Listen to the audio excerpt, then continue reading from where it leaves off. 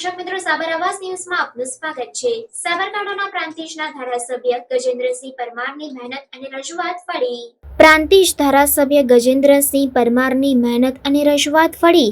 વરસાદના વિરામ બાદ તુરંત માર્ગનું મરામત કાર્ય હાથ ધરવામાં આવ્યું।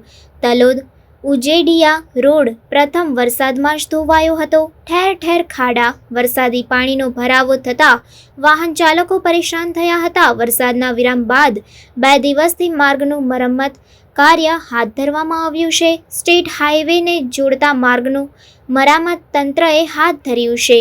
આગામી દિવસોમાં ખખડધજ માર્ગથી વાહન ચાલકોને છુટકારો મળશે।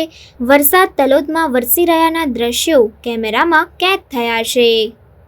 રિપોર્ટર મિનેશભાઈ વ્યાસ, તલોદ।